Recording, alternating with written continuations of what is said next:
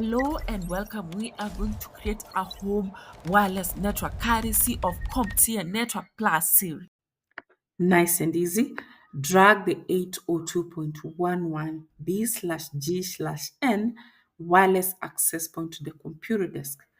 Advisably, place it near the existing router for easy cabling. Remember, we'll need the backside of the wireless access point so that we can plug the DC end into the access point and the AC end into the wall outlet. So this step requires the powering of the access point. So an indication we are here will be the power LED lighting up. Then use the Cat6a Ethernet cable to connect AP to router.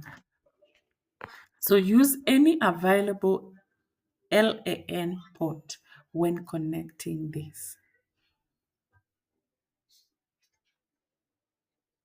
Good job. So you're using the Cat6a Ethernet cable, connecting it to the AP router. Now go ahead and slide the wireless switch on your right. Then this will activate the internal wireless card. So the next step is to connect to the HomeNet AC.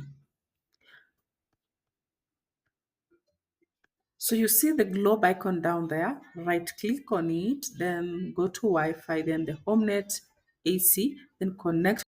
So let's do the final check. So we're going to verify if you're connected to the internet settings and network. So right click on the Wi-Fi icon. Once you right click on the Wi-Fi icon, go to the status page and look whether check for connected, secured, and internet access.